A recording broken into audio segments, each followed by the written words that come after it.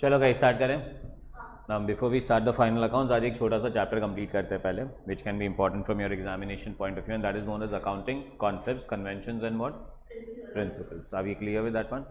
I guess final accounts के पहले पूरा cycle complete हो गया. We are done with accounting, we are done with definitions, we are done with rules of accounting. Are we done with traditional rules and modern rules? Real, personal, nominal. Debit what comes in, credit what goes out, debit the receiver, credit the giver, debit all expenses and losses, credit all incomes and gains. We are also done with something which is known as modern rules of accounting: assets, liability, income, expense and capital. Asset पहले से क्या होता है, फिर से debit, increase and credit, decrease. Credit करोगे तो decrease. Liability, फिर से credit, debit, expense, फिर से debit, क्रेडिट, इनकम, फिर से credit, debit. Next one is capital, credit, increase and debit. This is rules of accounting done. We went to journal. Journal is known as book of record in a journal is known as entry. Record in a journal is known as entry. Entry is debit and credit. Clear with that one? Entries in journal are recorded in dash order, chronological order. Total of debit should always remain total of credit. Concept of casting, that is totaling is casting. Clear एकदम. Journal के बाद हम लोग गए थे ledger. Transactions are transferred from journal to ledger. The process is known as ledger is also known as book of principal. Entry accounts बनाना आ गया. Debit में कैसे record करना है, credit में कैसे record करना है, balancing आ गया. Real accounts will always have, personal can have debit or credit, nominals can have debit or credit. Nominal accounts are not balanced, they are closed and are transferred to P&L account. Do you agree with this one? Any doubts on that now? No. Next one, ledger के बाद हम लोग गए subsidiary books. How many subsidiary books? Purchase, purchase return, sale, sales return, cash book, bills receivable, bills payable and journal proper. Subsidiary books के बाद हम लोग गए cash book. Single column cash book, multiple column cash book, that is double column and triple column cash book. Single column cash book is cash, double column cash book is cash and discount and bank, third that is triple bank. Cash column will have only debit balance, discount columns are not balanced, they are total, and bank can have a debit balance or a credit balance. Debit balance means we have money with bank, credit balance मतलब overdraft. उसके बाद हम लोग गए rectification of errors and we did lot of stuff. Errors are clerical or errors are principal. Clerical errors can be error of omission, complete omission, partial omission. Error of commission, wrong amount, wrong side, wrong account. Then we have compensating error. Finally, we have duplicating error. Rectification can be conducted at 3 levels. Level 1, before preparation of trial balance. Level 2, after preparation of trial balance, that is through suspense account आएगा. And level 3, after preparation of final accounts, so with suspense along with P&L adjustment, सारे nominal accounts बंद होके P&L adjustment में चले जाते. ठीक है. और कुछ एक और चैप्टर किया था, capital expenditure and revenue expenditure. Assets is capital, salary and all this are revenue. So ये सारे रिवीजन हो गए. आज के रिवीजन का फ्लो होगा अपना कॉन्सेप्ट्स, कन्वेंशन, प्रिंसिपल कर लेते हैं और फाइनल अकाउंट्स पे टूटते हैं. And then we can go on to them specific topics like bills of exchange, depreciation, so on so forth. Do you agree with this? Concepts, conventions and principles. सबसे पहले why do we need concepts, conventions and principles? तो बहुत simple सा example डाला है. So for example let's say we go to a birthday party and birthday party में 100 लोगों को बुलाया गया and there are 5 cakes, 5 different cakes. So definitely ऐसा नहीं है कि आपको पाँचों केक से एक एक पीस मिलेगा. Don't be so happy. आपको पाँचों केक में से कोई एक ही केक में से एक पीस मिलेगा. Now imagine you all got 5 different pieces. अभी exactly clear with that one. एक बंदा बोलता है क्या बकवास केक है, सेकेंड बंदा बोल रहा है क्या मज़ेदार केक है, तीसरा बोल रहा है it's okay okay. And why you all have some different answers? Because you have got different pieces from different cakes. So there is no uniformity into it. Imagine कोई अकाउंट्स भी ऐसे बनाए तो कोई बोलेगा क्या मस्त प्रॉफिट आ रहा है, कोई बोलेगा क्या अब लॉस आ रहा है. सो ऐसा नहीं करना चाहिए. अगर डेफिनेटली 100 लोग आ रहे हैं तो why to have 5 different cakes? We can order 5 cakes but of same flavour so that everybody gets same thing. तो यूनिफॉर्मिटी लाना बहुत ज़रूरी है अकाउंट्स में. everybody cannot do accounting in their own rules and regulations and follow anything that they want. Can I say we should have uniformity in accounts? और ये uniformity लाने के लिए we have some concepts, we have some conventions, we have some principles to follow, and this should be followed by everyone. So we have got three things: accounting principles, accounting concepts and accounting conventions. Can we start with that? सबसे पहले क्या लेने वाले हैं हम लोग? accounting concepts. अब ना लोगों के लिए मोर ऑफ्टन देन नॉट ये तीनों वर्ड सेम है. Sir accounting principles, accounting concepts, accounting conventions तीनों सेम है सबके लिए, बट रियलिटी में there is a little bit of a difference between this three words. बहुत छोटा छोटा डिफरेंस है, बट डिफरेंस है. एंड डिफरेंस क्या है? तो पहला वर्ड आता है accounting principles. Accounting principles are nothing but I would say, what are principles? They are rules. They are actions that we should take. They are some things that we have to follow, and they are known as accounting principles. तो जैसे हमारे life में भी principles होते हैं, वैसे ही accounts में भी principles है, and they are very similar to your life principles. Be true. Don't have any prejudice कि ये पहले से बुरा है, ये पहले से अच्छा है, ऐसा कुछ नहीं होना चाहिए. We should be not judgmental. And we should be very truthful. झूठ नहीं बोलना है. तो ये हमारे क्या है? प्रिंसिपल्स है. प्रिंसिपल्स कैसे डेवलप होते हैं? तो प्रिंसिपल्स कहीं लिखे नहीं हुए हैं. अभी किसी ने बोला है कि झूठ नहीं बोलना है. कहाँ लिखा है?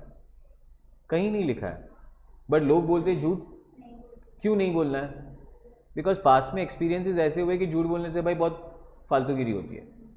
So that is why we say we should not lie, because ये पास्ट के एक्सपीरियंसेस है. For example when I drive, so I been a very safe driver. अगर मैं बाइक ड्राइव कर रहा हूँ तो मेरा बाइक बुलेट है मेरे पास, it does not go beyond 40. कभी कभी स्टूडेंट्स ऐसे बोलते चलो सर साथ में जाते हैं. एक बार हुआ था, आई स्टे एट कांदीवली. बहुत सारे स्टूडेंट वहाँ से आते तो बोलते सर यहाँ पे मिलो चाय के अड्डे पे, फिर साथ में निकलेंगे. बोला ठीक है. अब सुबह चाय के अड्डे पे मिले, चाय वाय पिया, एंड देन वी स्टार्टेड. ये बंदे लोग अंधेरी पहुँच गए, मैं 15 मिनट के बाद पहुँच रहा हूँ. ये लोग को लगा मैं कहाँ गायब हो गया.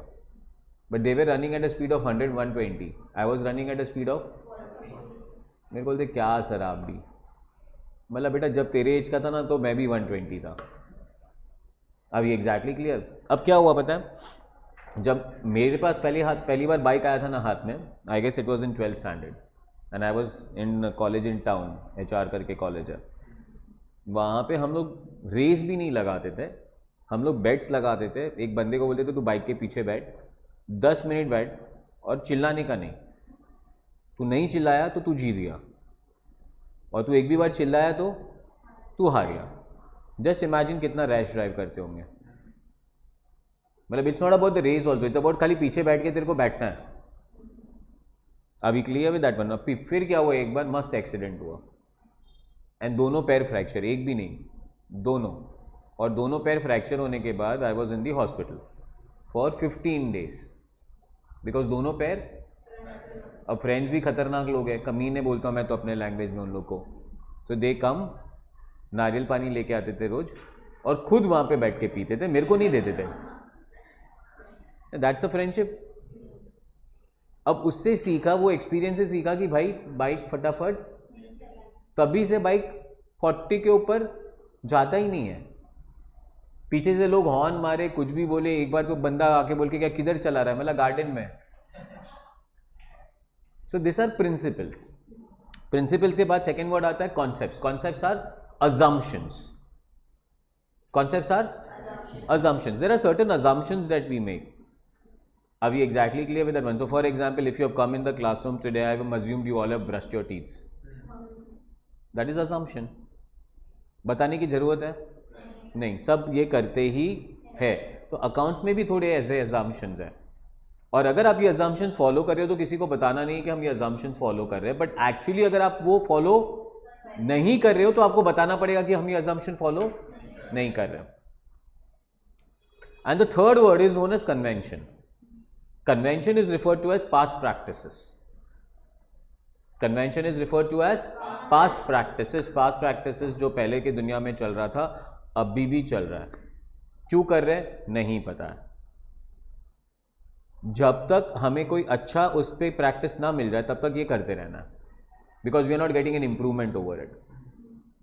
सो थोड़ी चीज़ें अकाउंट्स में ऐसी है ना कि कर रहे हैं, क्यों कर रहे हैं नहीं पता है. पहले के लोग करते थे तो अभी भी कर रहे हैं, बिकॉज कोई तो लॉजिक होगा, कोई तो साइंस होगा जब पहले के लोग कर रहे थे. Do you agree with this one? So they are known as accounting what? Conventions. There are a lot of conventions that we guys follow, even though we don't know the reason about it.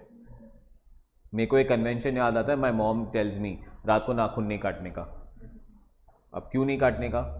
तो एक बार मेरी mom बोलती है रात को नाखून काटेगा बुरे सपने आएंगे. अभी exactly clear with that one. अब सपने तो आते हैं, याद रहते नहीं हैं. लोग बोलते सुबह का 5 बजे का सपना याद रह जाता है. इनसे इनफैक्ट इट्स लास्ट में उठने वाला सपना शायद थोड़ा याद रह जाए, बट अदरवाइज सपने याद. तो भाई मैं तो बोला चल एक बार नाखून काट ही लेते, देखते क्या होता है. काटा, कुछ हुआ नहीं. उसके बाद वापस मम्मी के पास बोला मम्मी कुछ नहीं हुआ. बोलता है पागल पैसे चले जाएंगे. In short she told in a very beautiful language in Gujarati, Lakshmi चली जाएगी. अब भाई तभी के ज़माने ऐसे थे ना कि लक्ष्मी आती थी डैड से, पॉकेट मनी, और डैड है मेरे हिटलर. कभी लक्ष्मी ज़्यादा, तो मेरा तो दिमाग उल्टा चला कि लक्ष्मी जाएगी मतलब लक्ष्मी आएगी भी ज़्यादा. तो मैं तो काटे, जाते तो वैसे ही थे, आई नहीं ज़्यादा.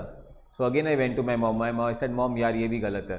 तो मेरी मॉम ना बस फिर एक राइट आंसर दिया मेरी मॉम ने.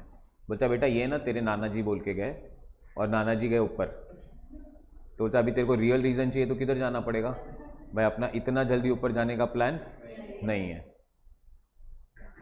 And there are a lot of things like that. So even today my mom tells me Saturday तेल नहीं डालने का, ये भगवान का दिन है, वो भगवान को वो अच्छा नहीं लगता है. You know, for example, if you're wearing slippers or boots, वो उल्टा नहीं होना चाहिए. हाँ, झगड़े हो जाते हैं. झगड़े होने का एक और चीज़ याद आ रहा है, किसी को हाथ में चाकू नहीं देने का. हाँ, झगड़े हो जाते हैं उससे. तो ये सारे क्या है, कन्वेंशंस. हम लोग को फॉलो करते रहना जब तक हम लोग को उसका रियल या उसका इंप्रूवमेंट ना पता चले. Is this clear? Any doubts on that? So there are 3 words: principles, concepts, conventions. Little bit of a difference in to all 3 of them. Let's start studying them. सबसे पहले प्रिंसिपल्स आ गया, concepts आ गया, conventions आ गया. Now I am going into the first convention या first concept. What is that first concept known as? Entity concept tells me that business and businessman are different. आपको treat करना है business अलग, businessman अलग. और accounts किसके लिए लिखना है? बिजनेस के लिए लिखना है, बिजनेसमैन के लिए नहीं लिखना है. सो ये कॉन्सेप्ट की वजह से क्या होगा, जब बिजनेसमैन बिजनेस में पैसे लेके आएगा, क्या कहते हैं जब बिजनेसमैन बिजनेस में पैसे लेके आए तो उस वर्ड को क्या कहते हैं? Capital. Now capital will become an asset और अ लायबिलिटी. बिकॉज आप कौन से पॉइंट ऑफ व्यू से सोच रहे हो? अब बिजनेस ये सोच रहा है कि भाई हमारे पास पैसे कहाँ से आए? ओनर से आए, तो भाई उसको रिटर्न तो करना पड़ेगा. तो capital will become liability. Drawings will become actually an asset और we can say reduction of liability. Net profit will become liability. अभी लोगों को बोले प्रॉफिट, सर प्रॉफिट तो असेट है. नहीं, प्रॉफिट असेट नहीं है, प्रॉफिट. बिकॉज बिजनेस क्या सोच रहा है, चलो प्रॉफिट हो तो गया, पर अब ये प्रॉफिट किसको देना पड़ेगा? बिजनेसमैन को देना पड़ेगा. So net profit becomes a liability. और इसीलिए अगर फाइनल अकाउंट्स कराऊंगा आज तो आपको पता चलेगा कि कैपिटल में नेट प्रॉफिट ऐड हो जाता है. तो कौन सा कॉन्सेप्ट हुआ ये? According to entity concept business and businessman are different. Accounts किसके लिए लिखने हैं? Capital becomes liability. Drawing is reduction of capital. Profit is liability. Loss is asset. जगास. Next one, second concept is known as money measurement concept. बहुत simple सा concept है. Only those things which can be measured in terms of money can be recorded in accounts. Anything that can not be measured in terms of money can not be recorded. As simple as that. कौन सा concept है ये? Money measurement concept. Will you remember that?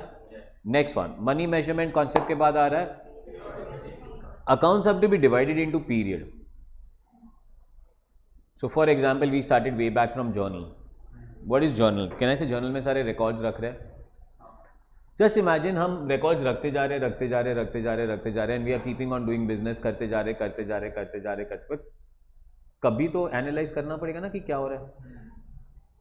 So for example, you all are foundation students. किसी ने बोला क्या कर रहे हो फाउंडेशन, 5 साल के बाद किसी ने बोला क्या कर रहे हो फाउंडेशन, और 5 साल के बाद किसी ने बोला क्या कर फाउंडेशन. फाउंडेशन से इंटर पे कब आओगे? हाँ, जब एग्जाम होगा, जब हम पास हो जाएंगे तो एग्जाम तो लेनी पड़ेगी कि नहीं लेनी पड़ेगी? अदरवाइज तो विल नॉट अंडरस्टैंड ओनली कि हम कहां जा रहे हैं। तो अकाउंट्स भी ब्रेक करने पड़ेंगे, पीरियड बनाना पड़ेगा ताकि वो पीरियड पे खड़े रह जाए और अंडरस्टैंड करे कि हमारा बिजनेस कहां जा रहा है। सो हम ये जान पाए कि हमारा फाइनेंशियल परफॉर्मेंस कैसा है और हम ये जान पाए कि हमारा फाइनेंशियल पोजीशन कैसा है। अदरवाइज तो क्या चलते जाएंगे, there is no analysis at all. Do you agree with that one? So इसे कहते हैं periodicity concept. Do you agree with that one? And accounts is divided into that period and that period is 1 year. That period is 1 year. अब किसी ने बोला sir why 1 year? तो 1 year is considered to be reasonable period. उससे छोटा is considered very small period, उससे बड़ा is considered as too large. So अगर हम देखेंगे ना तो हमारी सिस्टम या हमारी यूनिवर्स भी ये पीरियोडिसिटी पे ही चलती है। अकाउंट्स ने बोला उसी को कंटिन्यू करता है। सो फॉर एग्जांपल आपका calendar year is Jan to December. अगर हम कहते हैं कि हम 2023 में है तो 2023 इज 1 ईयर। हम फर्स्ट स्टैंडर्ड से सेकेंड स्टैंडर्ड में कब जाएंगे तो 1 ईयर। दिवाली साल में कितनी बार आती है तो 1 ईयर। बर्थडे एक साल में कितनी बार आता है? तो आज अगर मेरा बर्थडे तो नेक्स्ट बर्थडे कब आएगा? 1 साल बाद। सो एवरीवेयर हम लोग देखेंगे ना तो periodicity is always defined in terms of 1 year. तो अकाउंट्स में भी periodicity is defined is 1 year. Anything less than 1 year is small, anything more than 1 year is big. That is periodicity concept. Do you remember this now? Next one, periodicity concept के बाद आता है हमारा very important concept. And what is that very important concept known as accrual concept. कौन सा concept? Accounts are prepared on the basis of accrual, not when money is received और paid. I'll repeat my words. Transactions in accounts are recorded as and when they take place and not when money is received or paid.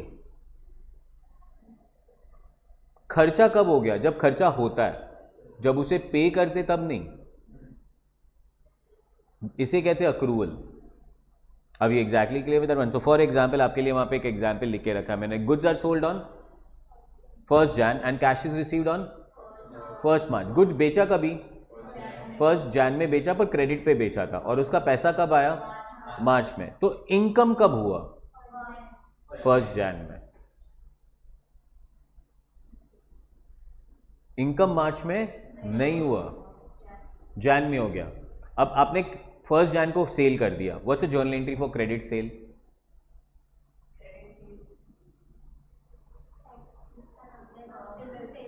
X to sales. And 1st March को जब X से पैसे आएंगे तो what is the journal entry? Cash to X। अब आप देखो 1st Jan नहीं, cash to X। 1st Jan का एंट्री है X to sale. X is personal, sale is nominal. Income record हो गया 1st Jan को। 1st March को तो आपने एंट्री पास किया है कैश टू X। यहाँ पे तो इनकम है ही नहीं। कभी कभी हमें जर्नल एंट्री आ चुकी है, पर कभी कभी हमें पता ही नहीं कि हम कौन से बेसिस पे जर्नल एंट्री पास कर रहे हैं। जर्नल एंट्री कौन से बेसिस पे पास कर रहे हो? अक्रूवल। अगर हम अक्रूवल कॉन्सेप्ट फॉलो नहीं करें ना, अगर हम लोग कैश कॉन्सेप्ट फॉलो करें, there are 2 concepts in accounting that we can follow. Either we can follow और we can follow. Everybody has to follow accrual. There are only certain section of people जिनको government ने allow किया है कि तुम cash follow कर सकते हो, but they are hardly any. वो तो ऐसे गिन सकते हैं, पर उधर जाना ही नहीं अपने को। इसीलिए हमारा अकाउंटिंग में हम लोग बहुत पहले क्लियरली बोल देते हैं व्हाट इज दैट? अक्रूवल। समझा? अक्रूवल कॉन्सेप्ट का वर्ड फिर से एक बार सुनोगे। Transactions are recorded when they happen, take place, not when money is received और पेड। ये जगह मैंने रेंट पे ले रखा है क्लास। आज 31st है, महीना खत्म हो गया, मैंने अभी तक रेंट पे नहीं किया है। एक्सपेंस हो गया कि एक्सपेंस नहीं हुआ है? हो गया है, बिकॉज मैंने ये क्लास तो यूज पूरे मैंने क्लास यूज कर लिया, पर अभी तक मैंने रेंट पे किया इज नॉट इम्पॉर्टेंट। रेंट तो अक्रूव हो गया है। जब मैं प्रॉफिट एंड लॉस अकाउंट बनाऊंगा तो उसके डेबिट साइड पे टू रेंट लिखूंगा, भले मैंने पे नहीं किया है। क्लियर? शायद एक और एग्जाम्पल दिया हो, property is taken on rent for business activity, rent is paid yearly at the end of, but rent is said to have been accrued at the end of every month. समझा?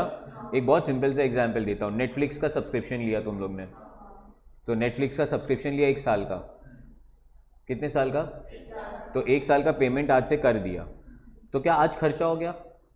नहीं, use नहीं किया.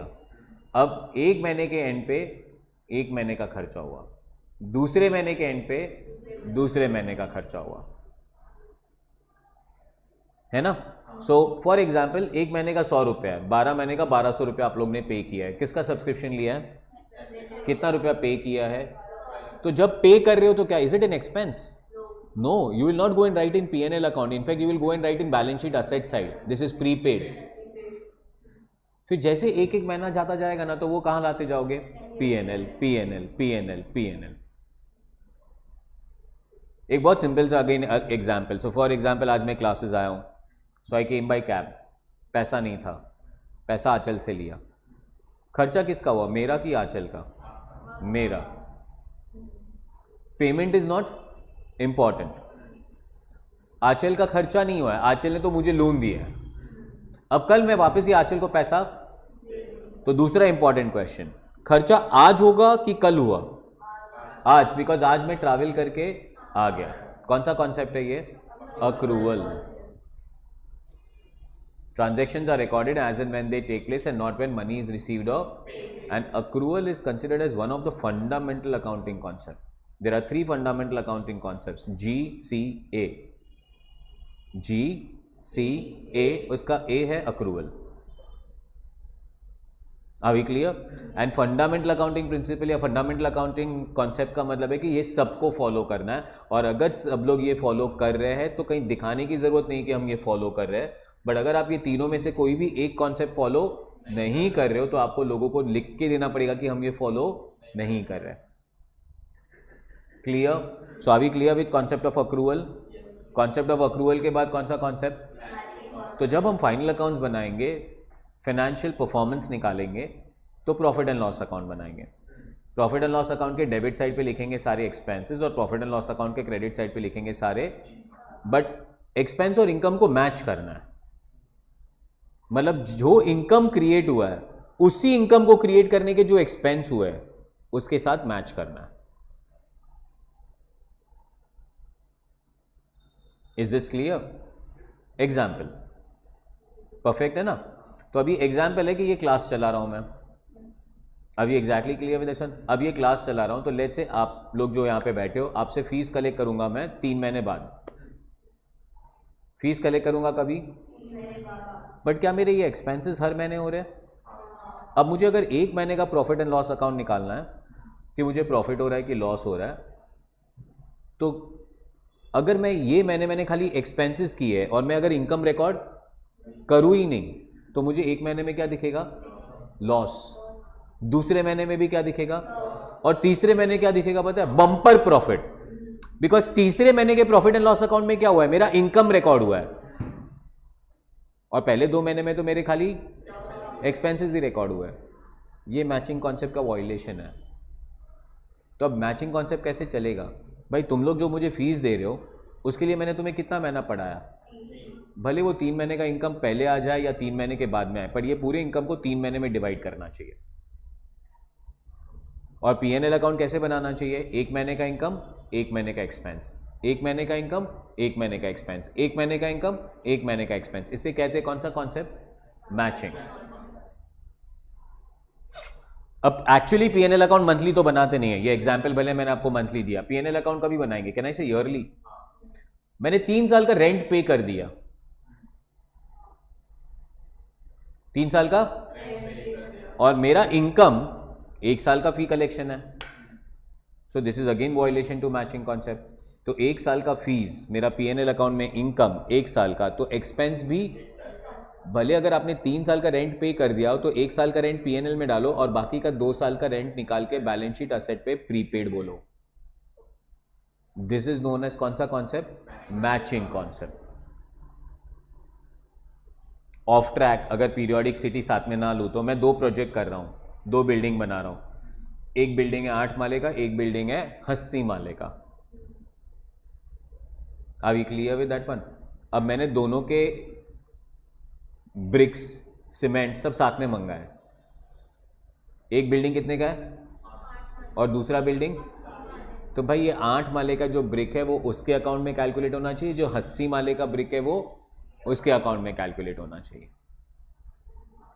Because बाद में ये 8 माला बिकेगा तो उसकी इनकम वहां पे आएगी, 80 माला बिकेगा तो उसकी इनकम यहाँ पे आएगी। तो जो प्रोजेक्ट का इनकम है उसी प्रोजेक्ट के एक्सपेंसेस, जो प्रोजेक्ट का इनकम है उसी प्रोजेक्ट का एक्सपेंसेस, अदरवाइज तो हमें कुछ मिलेगा ही नहीं।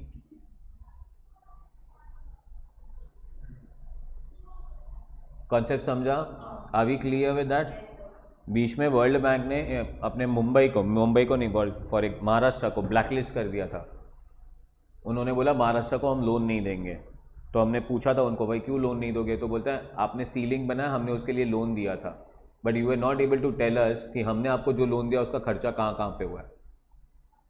बोलते हैं फिर ऐसा ना हो कि हमने लोन दिया था तुम्हें सीलिंग बनाने के लिए और तुम बना रहे हो party. Matching concept always follow होना चाहिए। अकाउंट्स में भी income matched with expense will give you real profit और real loss. Can I go ahead? What is the next concept known as? One of the fundamental concepts once again. How many fundamental concepts I told you? G, C, A. A stands for? G stands for? In this concept we assume that business will keep on going. कब तक? Infinity. और इसीलिए तो entity concept बनाना बहुत जरूरी था। Entity concept ने कहा बिजनेस अलग, बिजनेसमैन मर सकता है, बिजनेस नहीं। Business will keep on going. ये कॉन्सेप्ट बनाने से क्या फायदा हुआ हमें? तो ये कॉन्सेप्ट बनाने से हमें पता चलता है कि फाइनेंशियल परफॉर्मेंस में क्या आना चाहिए और फाइनेंशियल पोजीशन में क्या आना चाहिए। ये फॉलो करने के वजह से ही तो आप कैपिटल और रेवेन्यू एक्सपेंस में डिफरेंशिएट क्रिएट कर सकते हो। अब सारे अकाउंट्स को लूप में लेना चालू करो। ये रिवीजन सेशन लेने का मतलब ही ये था, बिकॉज जब आप नॉर्मली सीखते हो ना तो हम एक चैप्टर कर रहे हैं, दूसरा चैप्टर कर रहे हैं, तीसरा चैप्टर कर रहे हैं, but now when we take revision we need to take it combined. ठीक है? So for example payment of rent, is it a capital expense और revenue expense? Purchase of furniture, now how do we say rent is revenue and furniture is capital? Because not exactly rent is recurring, because the benefit of paying the rent expires in that 1 year and the benefit of the furniture will be available for, तो उसके पीछे एक assumption है that business will continue for more than 1 year। आपने कितना आराम से बोल दिया कि रेंट का बेनिफिट एक्सपायर हो गया, बट फर्नीचर का बेनिफिट सर अपने को 1 साल से, पर अगर 1 साल से ज्यादा मिलेगा तो उसके पीछे एक assumption चला गया कि हम 1 साल से ज्यादा उसको यूज करेंगे। अब एक चैप्टर है जॉइंट वेंचर, क्या नाम है उस चैप्टर का? Joint venture is a violation to going concern. Joint venture नाम से क्लियर है, जॉइंट वेंचर मतलब ये वेंचर हमने ज्वाइन किया है सिर्फ ये वेंचर के लिए, तो यहां पे अजम्पशन है कि business will close down after this venture. अब वहां पे तुम अगर फर्नीचर भी खरीदो ना तो it is not a capital expense, it's a revenue expense, because वो फर्नीचर फिर हमें ज्यादा यूज करना ही नहीं है। किसके लिए यूज करना है? खाली वेंचर के लिए। Is this clear? पक्का? सेकेंड तो गोइंग कंसर्न का मजा क्या है कि पीएनएल बना, बैलेंस शीट बना। अगर हम गोइंग कंसर्न फॉलो नहीं करें तो बैलेंस शीट बनेगा ही नहीं, बिकॉज 1 साल से ज्यादा पीरियड आएगा ही नहीं। सेकेंड, बैलेंस शीट के अंदर इफ यू नो असेट्स में हम असेट्स को डिवाइड करते हैं fix assets and current assets. Do you know that? What are fix assets? Benefit of which will be available for more than, and current assets का मतलब जिसका benefit अपने ये साल में खत्म हो जाएगा, मतलब amount will be realise in 1 year. बट अगेन इसके पीछे वही अजम्पशन है ना, 1 साल, 1 साल से ज्यादा, 1 साल से कम, तो ये सब दिमाग के पीछे क्या चल रहा है? Going concern. Are you exactly clear? Any doubts on that? Clear? चलो नेक्स्ट वन। गोइंग कंसर्न के बाद कौन सा कॉन्सेप्ट? ये कॉन्सेप्ट कहता है कि आप जब भी असेट्स खरीदो तो असेट को हिस्टोरिकल कॉस्ट पे रिकॉर्ड करो। कौन से कॉस्ट पे? Historical cost. दो ये कॉन्सेप्ट थोड़ा अभी प्रैक्टिकली डाइल्यूट हो रहा है, बिकॉज अभी हमारे पास एक नए प्रैक्टिसेस आ गए जहाँ पे हम असेट्स को रिवाइज्ड वैल्यू पे भी लेने लगे हैं। बट जब बना था तब ये पुराना कॉन्सेप्ट है, और पुराना कॉन्सेप्ट कहता है कि असेट को कौन से प्राइस पे रिकॉर्ड करने का? Historical cost.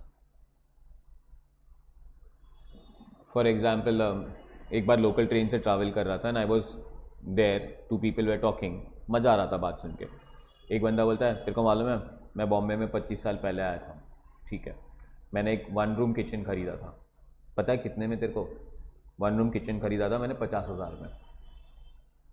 कितने साल पहले? 25 साल पहले। कितने में खरीदा? तेरे को मालूम है आज वो कितने में बिकेगा? तो सामने वाला बोलता है कितने में? बोलता है 1 करोड़। अब ये दोनों जो बात कर रहे थे, तो सो बंदा वॉज टेलिंग हिम कि 50 लाख में खरीदा और 1 करोड़ में बेचेगा, वो ऐसे सोच रहा है कि उसको इतना प्रॉफिट हुआ, बट रियलिटी में वो प्रॉफिट नहीं हुआ, बिकॉज अगर वो घर बेचेगा तो रहेगा किधर? अब नया घर लेगा तो वापस उसको 1 BHK कितने में मिलेगा? तो उसको प्रॉफिट कहाँ होने वाला है? तो ये कॉन्सेप्ट कहता है कि असेट को 1 करोड़ पे दिखाओ ही मत। असेट को किस पे दिखाओ आप? वही 50,000। समझा कौन सा कॉन्सेप्ट है ये? बट प्रैक्टिकली याद रखो, because when you come to the next level I will teach you that. Next level is inter level. So inter level पे हम अंडरस्टैंड करेंगे कि कॉस्ट कॉन्सेप्ट के अदर वर्जन्स आने लगे हैं।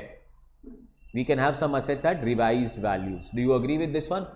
चलो next one. The next concept is known as very simple concept and that is known as realisation concept. कहता है कि हमें प्रॉफिट तब तक रिकॉर्ड नहीं करना चाहिए जब तक हो ना जाए। प्रॉफिट तब तक रिकॉर्ड नहीं करना चाहिए जब तक हो ना जाए। क्लियर है? कौन सा कॉन्सेप्ट है? नेक्स्ट कॉन्सेप्ट नोन एज, सबसे simple concept, dual aspect concept says that अगर ट्रांजैक्शन रिकॉर्ड करना है there should be 2 effects. 1 effect should be debit, 1 effect should be credit. Total of debit should be equal to total of, and why every transaction should have 2 effect? Because it says that every goddamn business transaction will involve some give and some take. Are we exactly clear with that one? See, this is not a transaction of love. Are we exactly clear? Love is unconditional. Love is something which we don't give and take. Are we understanding? अब for example, कल रात को mom ने खाना बनाया था and she put little bit of more salt into it. तो बहुत मम्मी को चिल्ला दिया मैं, मम्मी क्या कर रहे हो यार, क्या नमक डाल दिया, क्या करते रहते हो, मज़ा नहीं आया खाने में, दिस एंड दैट, बहुत मस्ती किया। बट मम्मी है ना बेचारी, सुबह वापस उठी 6 बजे, because she knows I get up at 6। मेरे को गर्म पानी चाहिए होता है because I talk a lot. So again she got up, मेरे बस बेड के बाजू में गर्म पानी करके रख के गई, मस्त चाय बनाया। बिजनेस होता तो एक बार जाके बॉस को गाली दो, दूसरे दिन बॉस बोले कहा ना नहीं कल से। अभी clear with that one? So business is all about give and take. So give and take है तो there is something which is going to be received, receiver of benefit, and there is something which is going to be the giver of benefit. Do you agree with this one? So this is known as dual aspect concept. Next concept is known as wonderful concept, the core fundamental. Again दो इसको GCA में include नहीं किया है, but अगर actually आपको best accountants बनना है, बेस्ट प्रोफेशनल्स बनना है, बेस्ट चार्टर्ड अकाउंटेंट बनना है, बेस्ट CA में बनना है, कुछ भी बेस्ट बनना है और अकाउंटिंग में बेस्ट बनना है, तो इसको खून में डाल दो। क्या कहते हैं इस कॉन्सेप्ट को? Conservatism tells me we should recognise all possible future losses but we should not recognise any possible future profit.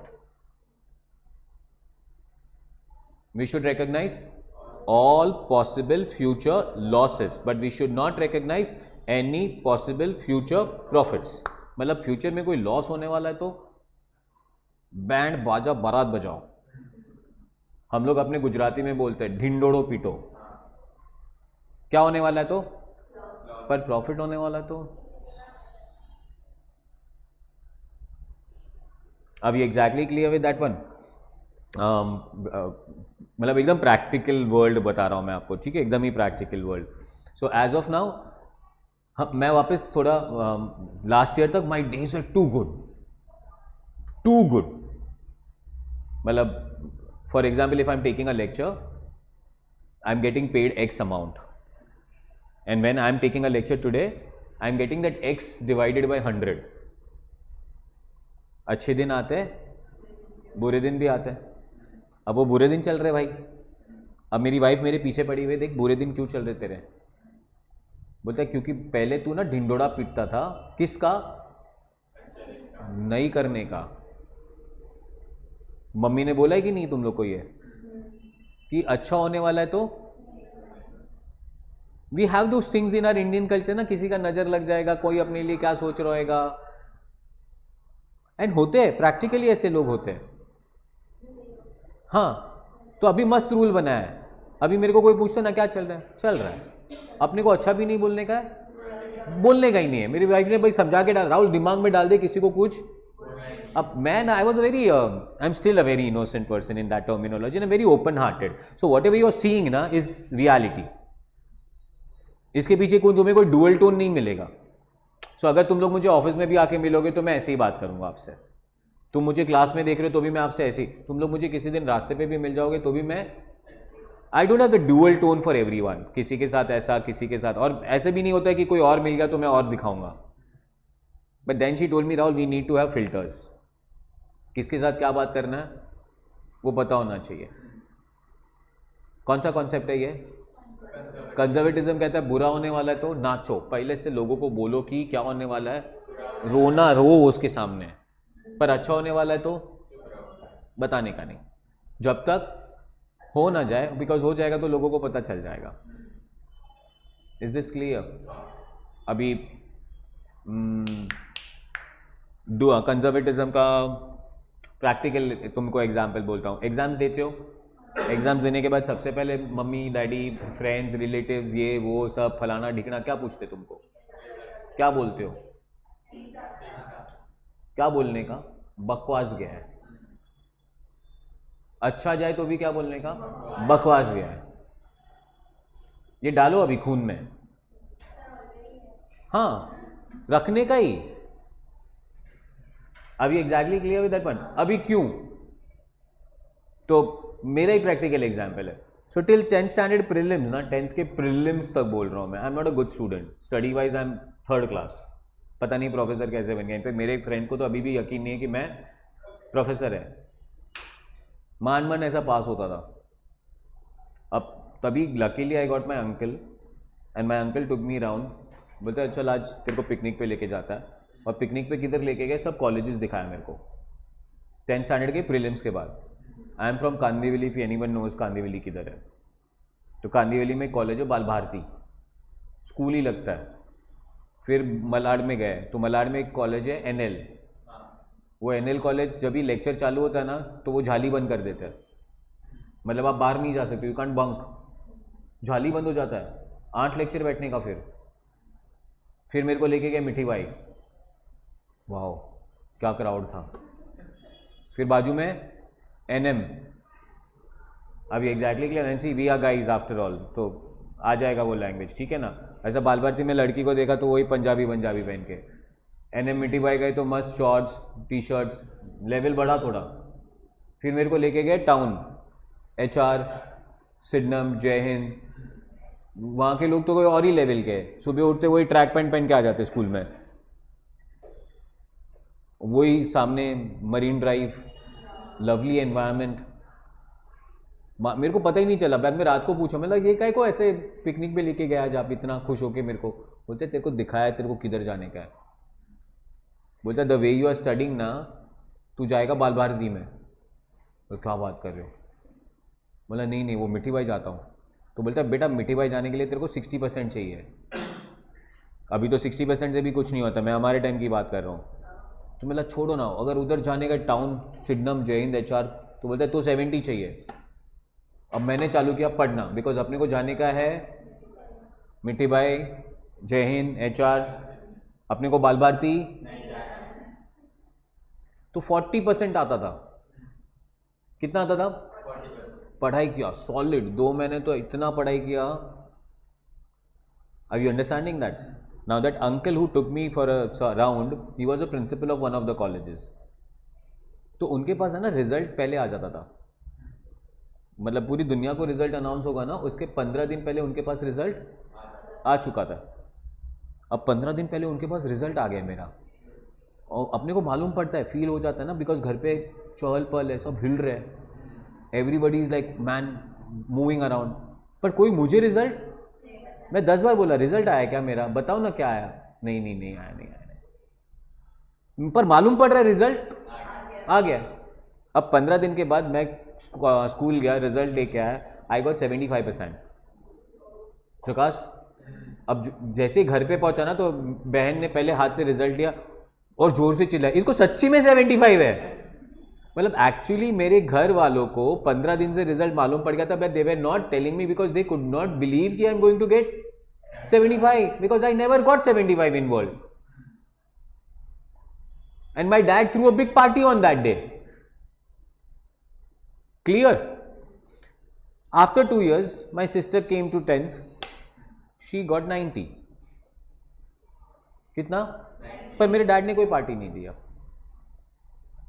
अब आज तक ना मेरी बहन को ये मालूम ही नहीं पड़ रहा है कि तेरा 75 में पार्टी कैसे हुआ और मेरे 90 में पार्टी। तो she still has that complaint that my father loves me more. Are you exactly clear with that one? तो मैंने एक बार डैडी से ऐसे ही पूछ लिया, मतलब डैड आपने क्यों नहीं दिया था? तो बोलते पागल तेरे को 40 आता था और तेरे को कितना आया? Huge jump. तो पार्टी दिया, मैं बहुत खुश हुआ। पर बोलता है उसको 90 आया, पर उसको तो हर साल 90 आता था। तो बोलता है वी वर ऑलरेडी एक्सपेक्टिंग 90 और आया कितना? सी कंजर्वेटिज्म का फायदा क्या है मालूम है? You will always under promise, और तुमको उससे थोड़ा भी ज्यादा जाए ना, सामने वाला बहुत खुश होएगा। Is this clear? इसीलिए कंजर्वेटिज्म इज लाइक लॉस में रोना है, और लॉस हुआ तो रोना है नहीं, लॉस हुआ तो रोना ही है, लॉस होने वाला है तो भी, पर जब तक प्रॉफिट ना हो जाए तब तक किसी को कहीं नहीं बोलना। दैट इज एंड कंजर्वेटिज्म के बाद वही कंजर्वेटिज्म को थोड़ा टर्न अराउंड करके आपको रियल लाइफ एग्जांपल और रियल लाइफ में भी बोलता हूं क्या करना है। Always under promise and over deliver, never over promise and under deliver. Because over promise कर दोगे ना, किसी को बोलोगे पेपर कैसा गया, बहुत मस्त गया, कितना आएगा? 90 आएगा, और बाद में 89 भी आया ना, तो सामने वाला क्या बोलेगा ना, कितना स्मार्ट बन रहा था पागल, 90 बोल रहा था। अरे पर 89 तो आया है, it's only 1 less. No, but people will not remember that, people will remember you got 1 less. वो कहीं पे तो एक बार विराट कोहली ने कहा था, Virat Kohli was out of form in middle, लोग गाली दे रहे थे, विराट कोहली नहीं खेल रहा है, नहीं खेल रहा है, नहीं खेल रहा है। तो बोलते किधर नहीं खेल रहा हूं यार, 10 मैच खेला है, 3 हाफ सेंचुरी बनाया, किधर नहीं खेल रहा हूं?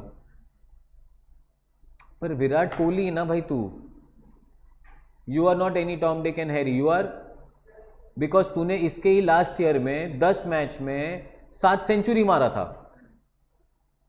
और अभी तूने 10 मैच में 3 सेंचुरी नहीं, 3 हाफ सेंचुरी मारा है। सेंचुरी किधर है? अभी एग्जैक्टली क्लियर, वो एक एक्सपेक्टेशन बन जाता है ना। अब तेंदुलकर था, तो तेंदुलकर जब भी बैटिंग करने आएगा तो अपने को कितना चाहिए? 100। अपने को 100 के नीचे खेले, आज मजा नहीं आया, तेंदुलकर खेला ही नहीं रहे। अपना वो एक्सपेक्टेशन अभी धोनी से सेट हो गया है, कहीं पे भी जाएगा धोनी कैप्टन है, कब आने आना है? कौन है कैप्टन? वो बंदा भी सही है, लेके ही आता है हर time. Got this concept of conservatism, remember करोगे। एंड लास्ट कॉन्सेप्ट कौन सा है? Concept of anything that we do in accounts we have to follow, and again this is the third part now. GCA. G stands for, C stands for, A stands for. If you follow GCA, should you tell anyone that you are following GCA? That means when I say should you tell anyone, that means should you disclose it? No. But if you don't follow GCA, should we disclose it? Yes. पक्का? Quick fire reverse में जा रहा हूं, एक बार आराम से फटाफट बोल देना कि तुम लोग को सारे कॉन्सेप्ट समझ गए कि नहीं समझ गए, ठीक है? Can I start? सबसे पहला, बिजनेस अलग, बिजनेसमैन अलग। Money measurement concept, only those things that is measured in terms of money will be recorded. Periodicity, accounts are divided into period, 1 period is 1 year, anything less than 1 year small, anything big than 1 year, big. अभी हम लोग कहते हैं furniture का benefit कब तक मिलेगा? मोर than 1 year, that's काफ़ी सर, 5-6 साल अपने को कोई लेना देना नहीं, मोर than 1 year. Accrual concepts, very important concept. Transactions are recorded when they take place and not when money is received or paid. Next one is matching concept. Expenses should be matched with income to get the profit. Going concern, we assume business keeps on going. Cost concept, assets should be recorded at historical cost. Realization concept, profit should not be recorded unless and until it is realized. Dual aspect, every transactions have two effects, debit and credit. Conservatism, we should recognize all possible losses but we should not recognize final accounts कराऊंगा, closing stock का adjustment आएगा। Closing stock के कितने effects होते हैं? That is trading credit, balance sheet, asset. Closing stock should be recorded at cost price और market value whichever is, क्यों बोला है? So let's say cost price 10,000 है, मार्केट वैल्यू 8,000 है, किस पे रिकॉर्ड करोगे? अरे यार देखना, बेचने जाएगा तो 8 ही आएगा ना। Got this? अच्छा, कॉस्ट 10,000, मार्केट वैल्यू 12,000, तो किस पे? अरे बेचने जाएगा तो 12 आएगा, बेचेगा तब भी ना, तो काय को कल कम हो गया तो 12 लेने का ही नहीं ना। कॉन्सेप्ट ऑफ कंजर्वेटिज्म के वजह से वो था। Next one is consistency, everything that we do in account should be followed consistently. Are we clear with that one? एक last concept that is known as what? Accounts में जो चीजें materially important हो उसका सेपरेट डिस्क्लोजर करना है। जो चीजें मटीरियली इंपॉर्टेंट हो वो अलग से डिस्क्लोज करना है। So for example audit fees, किसको पे करोगे ऑडिट फीस? सीए को। सीए ऑडिटर बनते हैं। ऑडिट का मतलब क्या होता है by the way? Account check करना। कौन चेक करेगा? मास्टर। अब सीए ऑडिट कर रहा है, but CA people are so intelligent कि उन लोग को खाली अकाउंट्स का मास्टरी नहीं है, उनका मास्टरी लॉ में भी है, उनका मास्टरी टैक्सेशन में भी है। तो अभी किसी कंपनी को टैक्सेशन मैटर में हेल्प चाहिए थी, तो उन्होंने सीए को बुलाया और हेल्प ली। किसकी? सीए की। कौन से मैटर में? अब वो बंदा उस कंपनी का ऑडिटर भी था और वो बंदा उस कंपनी को टैक्स में, अब वो कंपनी से इस बंदे को टोटल 50,000 रुपये फीस मिल रही थी। तो you can not write consultation fees of CA 50,000, wrong. उसमें ऑडिट फीस कितना और टैक्स फीस कितना सेपरेट करके दिखाना है। This is known as materiality. Materiality का मतलब है anything which is very important, material, it should be disclosed separately. Concept समझा? कोई डाउट है? अब फॉर एग्जाम्पल इंश्योरेंस कंपनी के पास जा रहे हो, उसको बोल रहे हो मेरे पास इंश्योरेंस निकालना है। क्या निकालना है? अब अगर इंश्योरेंस निकालना है हम लोगों को, तो वो लोग अपने वहाँ पे एक स्टेटमेंट पूछेंगे कि इसके पहले कोई बीमारी थी कि नहीं। अगर हम इसके पहले की कोई बीमारी बताएंगे ही नहीं और बाद में बीमार हुए और उनको कहीं से पता चल गया कि तुम्हारे पास वो बीमारी थी, वो अपना क्लेम एक्सेप्ट, बिकॉज हमने मटीरियली इंपॉर्टेंट इंफॉर्मेशन छुपा दी थी। Concept clear? कोई doubt? And 3 fundamental accounting concepts are known as going concern, consistency and accrual. Financial statements की बात करूंगा, अब फाइनल अकाउंट्स पे जाएंगे। तो फाइनल अकाउंट्स में फाइनेंशियल स्टेटमेंट्स बनाने हैं, तो क्या बनाना है? ट्रेडिंग। क्या बनाना है? पीएनएल। क्या बनाना है? Balance sheet. और एक चीज बनानी है जिसका नाम है कैश फ्लो स्टेटमेंट। कौन सा स्टेटमेंट? Cash flow statement. याद रहेगा? फाइनेंशियल परफॉर्मेंस मिलेगा ट्रेडिंग पीएनएल से, फाइनेंशियल पोजीशन मिलेगा बैलेंस शीट से, कैश पोजीशन मिलेगा कैश से। चकास? एकदम clear? Too good. Qualitative characteristics important नहीं है, लेट्स प्ले। चलो first one, matching concepts helps in business affair to be free from personal affair of the owner. False. कौन सा कॉन्सेप्ट है जो पर्सनल अफेयर और business? Entity. Entity concept means enterprise is liable to the owner for capital investments made by the owner. True. Accrual means recognition as money is received or paid and not of revenue and cost as they are earned or incurred.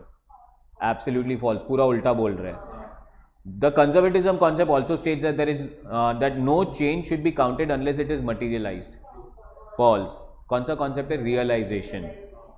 The concept of consistency implies non-flexibility as we should not allow the introduction of new improved method of accounting. False. Accounts ने कहा है consistently follow करो, पर अगर कोई अच्छे method आ जाए तो आप चेंज कर सकते हो. The materiality depends upon the amount of item and not upon the size of the business, the nature of the business, the level of information, the level of person making the decision. False. खाली amount से materiality नहीं बनती है. Clear है? MCQs. All the following items are classified as fundamental accounting assumptions except what? Consistency, business entity, going concern. Business entity, GCA याद रखना. Second question छोड़ दो. Kanika Enterprise follows written down value of method of depreciation year after year. Due to comparability, convenience or consistency. Next one. Question number 4 बहुत important है. Purchased a car for 5 lakh.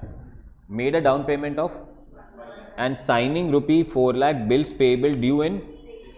What will be the result of this transaction? Asset will increase by 5 lakh, liability will increase by 4 lakh, asset will increase by 4 lakh with corresponding increase in liability by 4 lakh. Answer.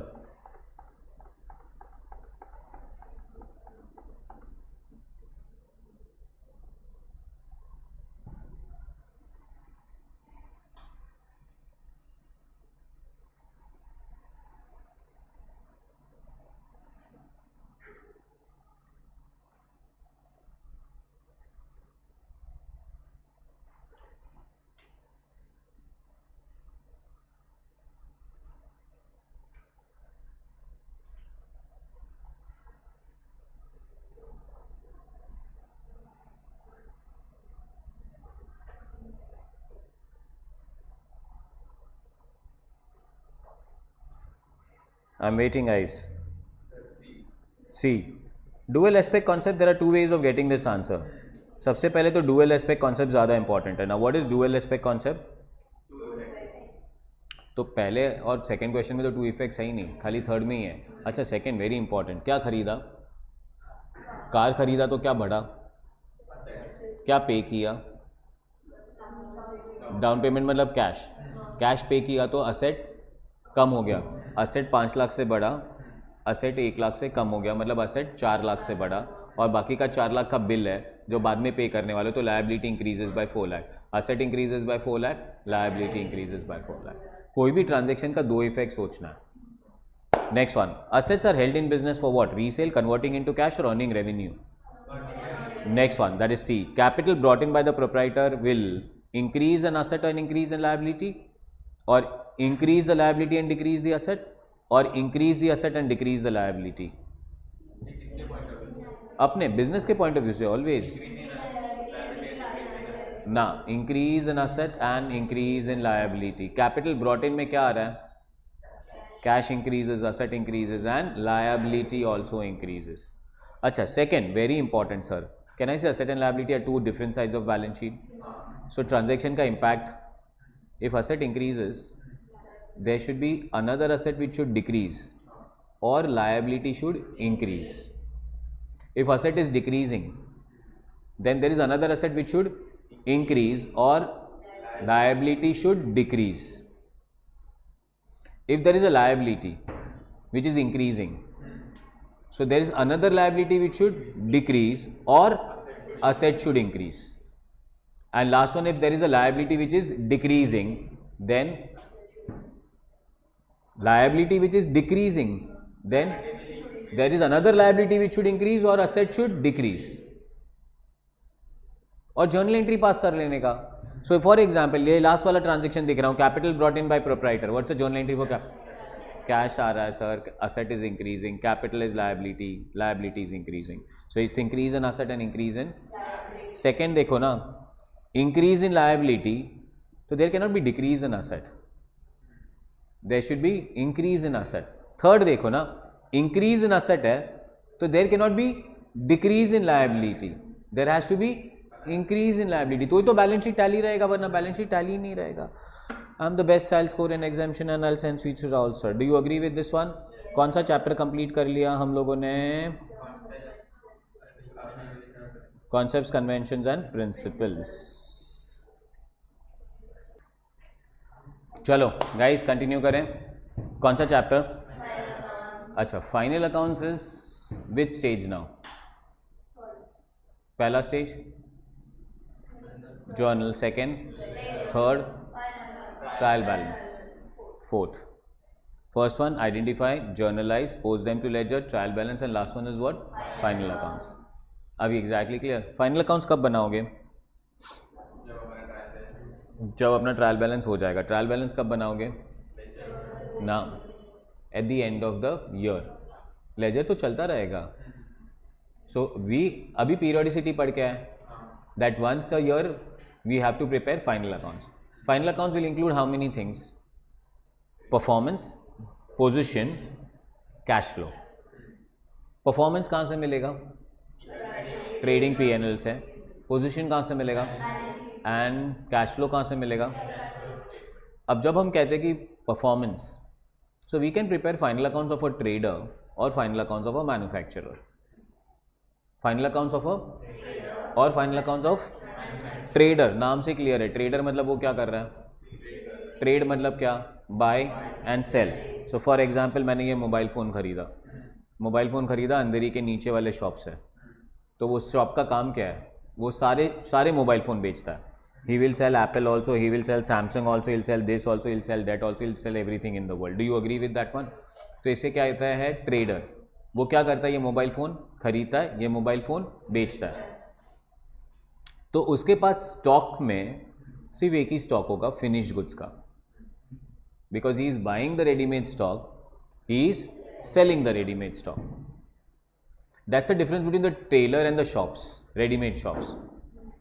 So for example, हम लोग बोल रहे हैं कि चलो हम लोग जाते हैं लाइफस्टाइल में. लाइफस्टाइल में शर्ट बनते कि शर्ट बिक रहे हैं? सिर्फ बिक रहे हैं. पर टेलर के पास जाओगे तो वो एक कपड़ा लेगा, वो कपड़ा सिलेगा, वो शर्ट बेचेगा. Do you agree with this one? So tailor कौन है? मैन्युफैक्चरर. पर हम लोग फिलहाल जो फाइनल अकाउंट्स की बात करेंगे, हम फाइनल अकाउंट्स ऑफ मैन्युफैक्चरर की बात नहीं करेंगे. किसकी बात करेंगे? पहला अकाउंट वो बनाएगा ट्रेडिंग अकाउंट. अब ना फील करो, इसीलिए इसे ट्रेडिंग अकाउंट बोलते हैं. कौन सा अकाउंट? Trading account. बिकॉज वो क्या कर रहा है? ट्रेड. समझा? सेकेंड अकाउंट बनाएगा प्रॉफिट एंड लॉस अकाउंट. इसको प्रॉफिट एंड लॉस अकाउंट क्यों बोलते हैं? बिकॉज इससे हमें मिलेगा प्रॉफिट या लॉस. कोई इतना बेसिक पे तो जाके उन लोगों को ये भी नहीं पता कि ट्रेडिंग अकाउंट को ट्रेडिंग क्यों बोलते हैं. अच्छा, what is the third thing? Balance sheet को बैलेंस शीट क्यों बोलते हैं? बिकॉज इट कंटेन्स, नहीं, it's not about balancing, it contains the balances. कौन से अकाउंट के बैलेंसेस? रियल अकाउंट्स नहीं बेटा, real accounts and personal accounts. Ledger से करते आ रहा है. There are real accounts, there are personal accounts, and real accounts are closed or balanced? Real accounts are balanced. Personal accounts are balanced. Nominal accounts are closed. Nominal accounts are closed, and this nominal accounts are taken to trading account and P&L account. समझा? Chartered आ जाते, chartered CA बन जाते. क्या बन जाते? CA बन जाते. CA बनने के बाद में इंटरव्यू में आते हैं. You know what is the first question I ask them? I will give you list of 10 accounts and tell me they are real, personal और नॉमिनल. लोग वो भी रॉन्ग कर लेते हैं चार्टर्ड बनने के, क्योंकि फंडाज ही नहीं है. अब फंडाज कहाँ से क्लियर होने चाहिए? पता है कि बैलेंस शीट के अंदर सारे अकाउंट्स है ना, सारे accounts they all are real और पर्सनल. और P&L अकाउंट के अंदर सारे अकाउंट्स है ना, या ट्रेडिंग अकाउंट के अंदर सारे अकाउंट्स है ना, वो nominal. Salaries, prepaid salary, now it can not B nominal, and prepaid salary is personal. Outstanding salary personal. Got this? मतलब एकदम सिंपल सा लॉजिक है. फाइनल अकाउंट्स के नाम भी एकदम क्लियर है. ट्रेडिंग बिकॉज ये ट्रेड करता है, प्रॉफिट एंड लॉस बिकॉज यहां से प्रॉफिट एंड लॉस लगता है, balance sheet because it contains balances. तो कौन से अकाउंट है जिसका बैलेंसेस निकालते हैं? Real and personal. चकास? चलिए ये देखिए, फाइनल अकाउंट्स ऑफ कौन से एंटिटी की बात कर रहे हो? Non manufacturing. Income statement, income निकालने के लिए वो बनाएगा ट्रेडिंग एंड वो बनाएगा P&L. और पोजीशन स्टेटमेंट के लिए वो बनाएगा ट्रेडिंग अकाउंट के जो बैलेंस मिलते हैं उसको हम लोग क्या बोलते हैं? ग्रॉस प्रॉफिट और ग्रॉस लॉस. P&L अकाउंट में जो बैलेंस मिलता है वो net profit, net loss. Got this? अब पहला अकाउंट है, कौन सा अकाउंट है? ट्रेडिंग अकाउंट के डेबिट साइड पे first line opening stock, purchase, wages, carriage inward, are we exactly clear with that one? And credit side पे sales, closing stock, and then we'll balance trading account. जैसे ledger accounts balance करते थे वैसे ही trading account balance करना है, दोनों side का total करना है. जो साइड का टोटल आएगा वो दोनों साइड लिखोगे. So for example credit side का टोटल ज़्यादा आ रहा है, क्रेडिट साइड का टोटल, वो टोटल दोनों साइड लिखोगे, फिर डेबिट साइड का टोटल माइनस करोगे और बैलेंस आएगा. क्या बोलेंगे उस बैलेंस को? Credit balance. And credit balance is known as gross profit. So they can be one simple question. The credit balance of trading account is known as, लोग बोलते सर लॉस, नहीं, credit balance of trading account is known as gross profit. And why it is known as gross profit? Because credit side पे क्या record करते हो? Income. That means incomes are more than expenses and therefore we have something which is known as gross profit. But एक fundamental basic नहीं छोड़ना is that everything in accounts is done with the help of journal entry. कौन सा entry? सो trading account के debit side पे पहले तो लिख दिया opening stock. What is the second word? Purchase. यहां पे आया कैसे? लेजर कर लिया अभी. सो लेजर करते वक्त इफ यू नो नाउ, या जर्नल से चालू करता हूं. Let's say purchase from x. What's a journal entry? हाँ, क्रेडिट पे परचेज टू एक्स. इसका पोस्टिंग करना है. जर्नल से कहाँ जाना है? लेजर पे गए. परचेज अकाउंट में कहाँ लिखा? डेबिट में क्या लिखा? 2x. अब इसका बैलेंस टोटल कर रहे हैं. कौन सी साइड का टोटल ज़्यादा है? डेबिट का टोटल ज़्यादा है, वही टोटल वहाँ पे लिखा. क्रेडिट में बैलेंस आएगा. Purchase account is real account, personal account, nominal account. Nominal account should be closed and should be transfer to trading. और तो यहाँ पे क्रेडिट साइड पे लिखा बाई ट्रेडिंग अकाउंट, और यहाँ पे बाई ट्रेडिंग लिखा, इसीलिए वो ट्रेडिंग में 2 परचेज आया. और ये जो परचेज अकाउंट बंद करके ट्रेडिंग में लेके आए ना, इसको बोलते हैं क्लोजिंग एंट्री. क्या बोलते हैं इसको? और क्लोजिंग एंट्री पास कहां करना है? जर्नल प्रॉपर में. कहां पे? How many journals we had? Journal 1, purchase book, purchase return book, sales return book, cash book, bills receivable book, bills payable book, journal proper. Journal proper में 6 सेट ऑफ एंट्रीज आएगी. कितनी set off entries आएगी? Opening, जब हम next year accounts open करेंगे तो opening entries pass करेंगे. Closing, जब इस साल के अकाउंट्स बंद करेंगे तो क्लोजिंग एंट्रीज आएगी. Transfer entry. अब ट्रेडिंग अकाउंट का बैलेंस क्या है? Gross profit. कहां लेके जाओगे? P&L account. चल के नहीं जाएगा, उसका भी एंट्री है. अब एंट्री भी बनाना सीखो, अकाउंट देख के एंट्री बनाना सीखो. What will be the gross profit का journal entry?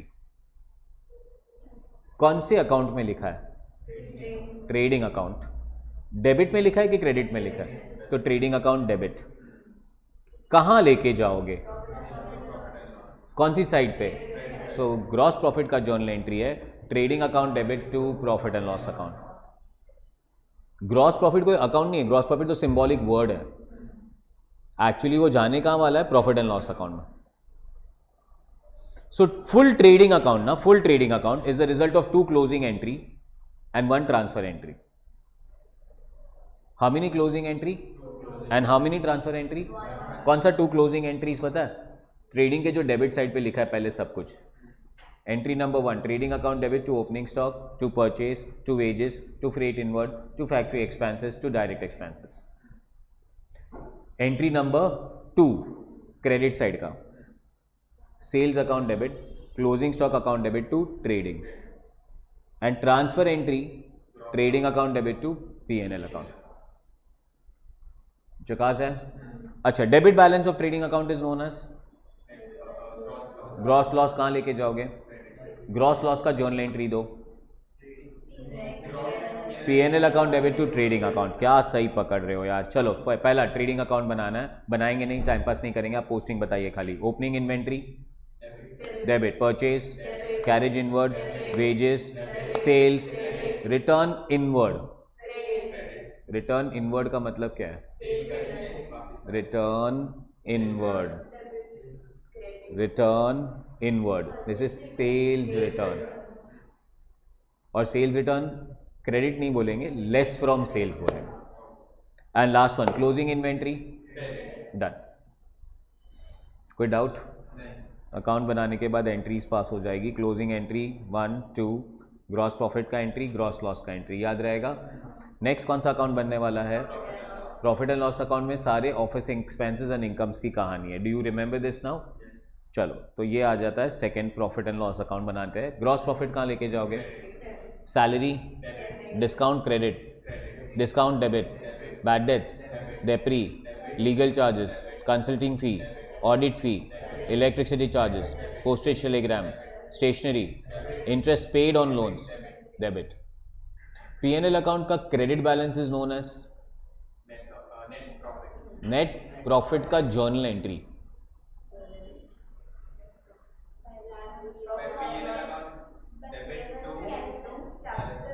Capital. Balance sheet is not an account, balance sheet is the statement. और नेट प्रॉफिट कहाँ लेके जाओगे? कैपिटल में। और बरोबर सोच रहे हो, अभी इसके जैसे इमेजिनेशन डालो।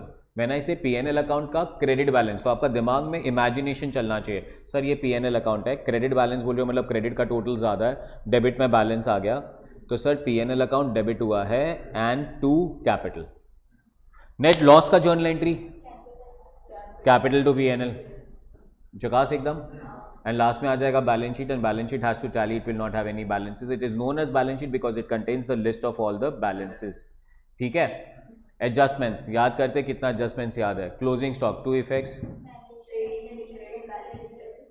जर्नल एंट्री बनाओ क्लोजिंग स्टॉक का।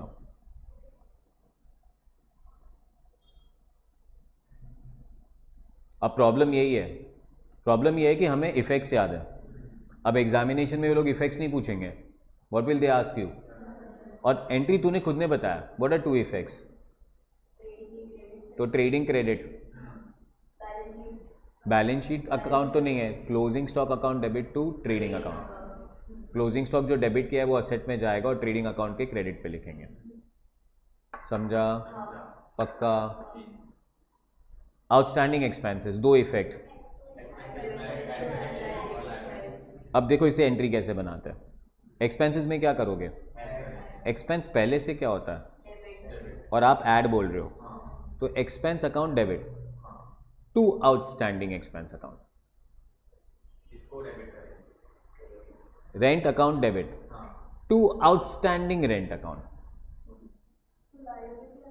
अभी देखा, अभी आराम से वही कर रहे हैं, पहुंच ही रहे हो, मस्त पहुंच रहे हो। रेंट अकाउंट डेबिट, इसलिए ऐड टू रेंट हो गया। To what? Outstanding rent is real account, personal account, nominal account? Personal accounts credit balance, personal account का credit balance liability. Personal account का डेबिट बैलेंस होगा तो asset.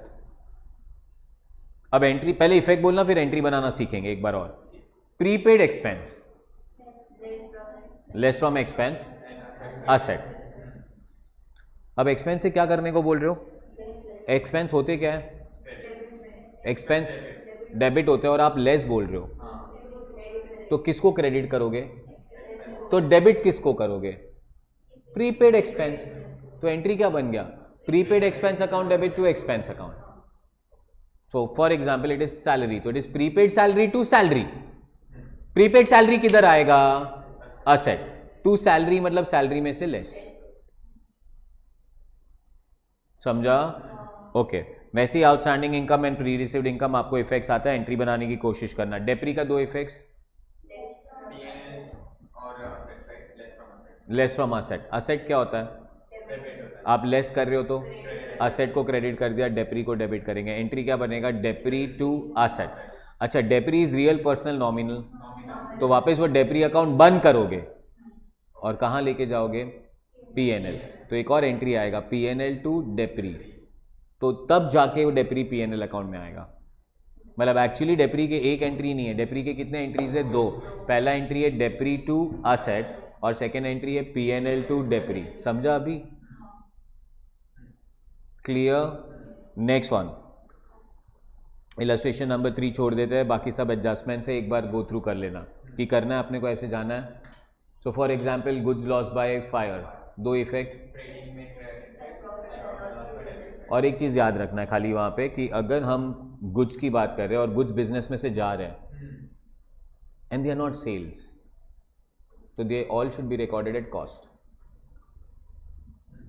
They all should be recorded at cost. Sales होता है वो खाली कौन से प्राइस पे आना चाहिए? सेलिंग प्राइस पे आना चाहिए. बट बाकी सारे goods withdrawn for personal use, goods loss by fire, goods loss by theft, goods distributed as free sample, कुछ भी हो, गुड्स अगर बिजनेस से जा रहे हैं और सेल, तो वो कौन से प्राइस पे रिकॉर्ड होना चाहिए? कॉस्ट प्राइस पे. और रीजन क्या है?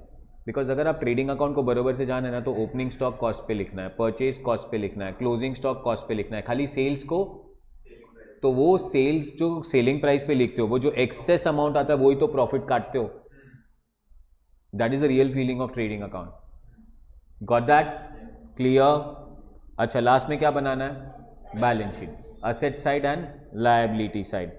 चलो एक बार पूरा क्वेश्चन कर रहे हैं हम लोग, सॉल्व नहीं करेंगे, again will discuss that because we don't have that time to solve it. ठीक है ना? फर्स्ट वन, कैपिटल कहाँ पे? Land and building, 14% term loan, loan from messrs D N company, trade receivable, cash in hand, inventory, furniture, trade payable, advance to supplier, asset. First जाओ तो always कहा था debit credit देखना. Debit में लिखा है, क्रेडिट में लिखा है, तो डेबिट में लिखा है तो वो लायबिलिटी हो ही नहीं सकता है, हैज टू बी असेट. और अभी वापस थोड़ा फील ले लो, एडवांस पे किया है किसी को, असेट. किसी का एडवांस लेके रखा है, लायबिलिटी है ना. सो फॉर एग्जाम्पल, आप मेरे और आपका रिलेशन ले लो. Have you paid the fees? For you it is, but for me it is, because अभी तक पढ़ाना. And the last one, net profit कहाँ जाएगा?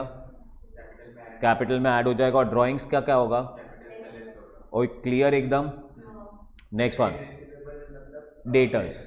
ट्रेड रिसीवेबल का मतलब डेटर्स एंड ट्रेड पेएबल्स का मतलब क्रेडिटर्स. ये मॉडर्न वर्ड्स आ गए अभी तो. लोग आजकल डेटर्स और क्रेडिटर्स वर्ड यूज नहीं करते, तो they use the word trade receivable and trade payables. Can I go ahead now? Next one, capital, purchase, trading debit, sales, opening inventory, trade receivable, trade payable, 14% bank loan, overdraft, salary, advertising, other expenses, returns. जो return debit में लिखा है वो sales return है, और जो return credit में लिखा है वो परचेज रिटर्न है. Furniture, building, cash in hand. कोई डाउट? क्लोजिंग स्टॉक का दो effect, trading account credit side, balance sheet asset side. Are we clear with that one? Question number 6, cash in hand, cash at bank, data, opening stock, furniture, office equipment, building, motor car, creditor, loan from Nisha, provision for bad debts. P&L में वो bad debts वाला formula याद है? bad debts old, bad debts new, RDD new, RDD old. Next one, purchase and returns. Trading debit, purchase and returns उससे minus हो जाएगा. Sales and return, sales are credit and returns उससे minus हो जाएगा. Salary, rent of godown, rent of godown trading में भी लिख सकते हो, P&L में भी लिख सकते हो, थोड़ा आर्ग्यूएबल है. Interest on loan from Nisha, P&L में डेबिट और credit. Rent and taxes, discount on data, discount received from creditor. Wonderful. Freight on purchase, trading debit. Carriage outward, P&L. Drawings, capital से less. Printing and stationery, electricity, insurance, general office, bad debts, bank charges, motor car expenses. Capital, motor car expenses is P&L. Perfect है. And last one is capital, liability. कोई doubt है?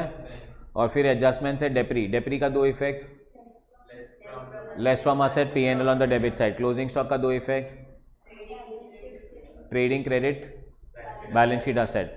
Rent outstanding, outstanding rent का दो effect,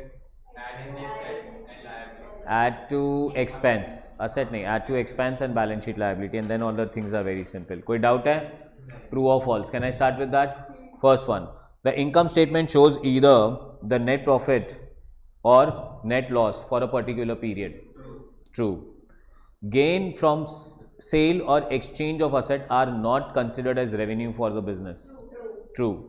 The salary paid in advance is not an expense because it neither reduces asset nor increases liability.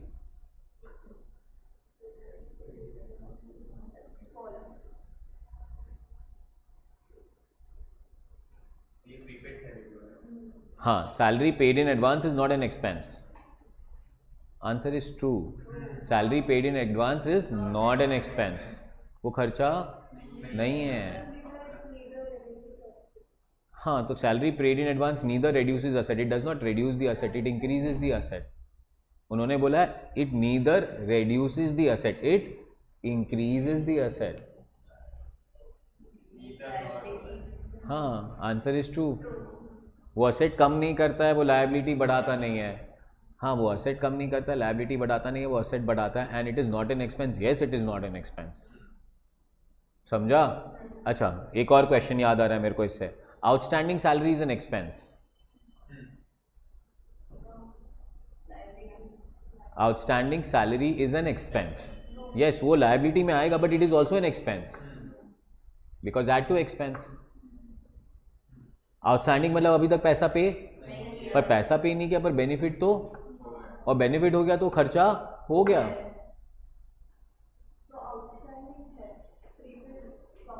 Prepaid का दो effect बोलो.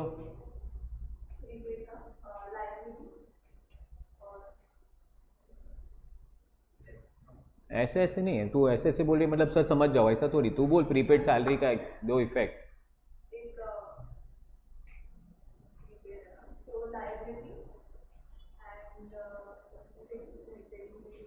और पहला effect भी रॉन्ग है, एकदम आराम से करना. चलिए मैडम, प्रीपेड सैलरी का इफेक्ट बताइए. मैडम असेट साइड पे जाएगा. प्रीपेड पहले से पे कर दिया है, दैट्स गुड. तो भी गुड ना.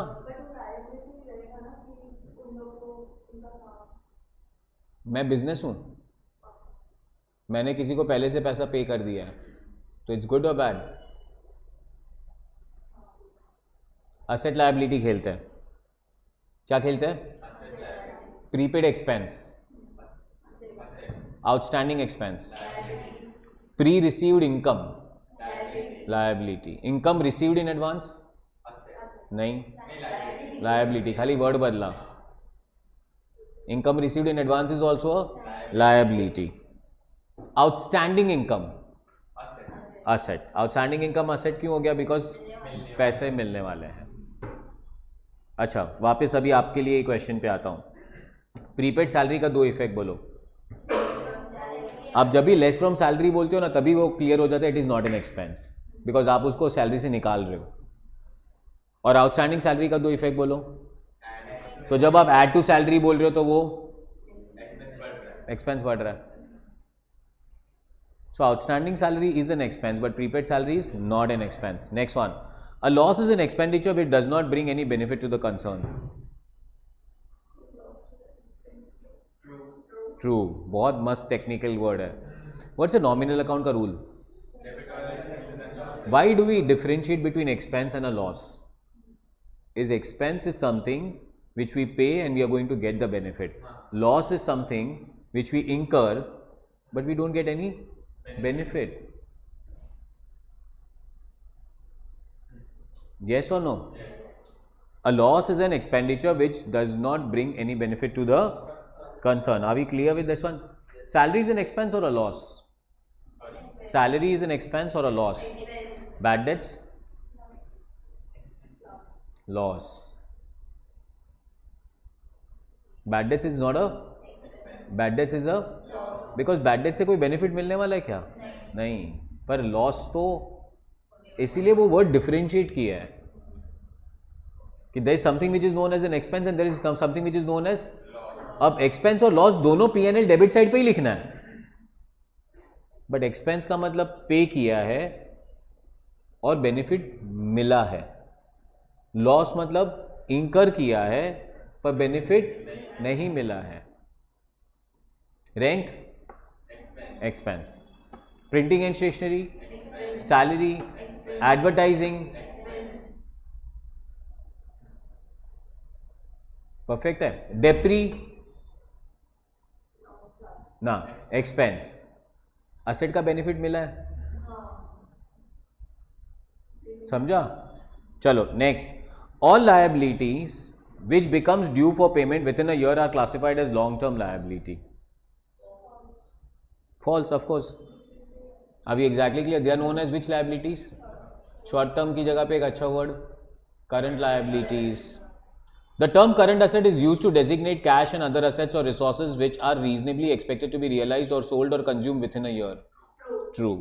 An asset which gives rise to expenditure when it is acquired and to an expense when it is consumed.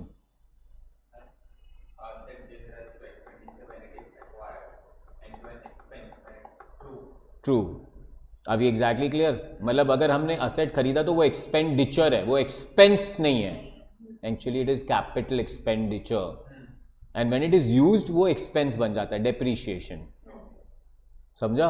बहुत टेक्निकली स्ट्रॉन्ग क्वेश्चन है, but you guys are catching up very well now. If the balance of an account on the debit side of a trial balance where the benefit has already expired it is treated as an expense.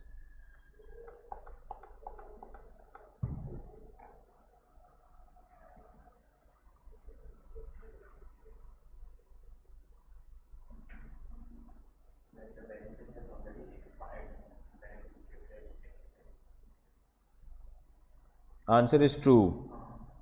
Are we exactly clear with this? कोई doubt? The balance of an account on the debit side of a trial balance के debit side पे लिखा है, जिसका benefit already मिल चुका है, तो ये हमारे लिए expense है. Answer is yes. Example is rent.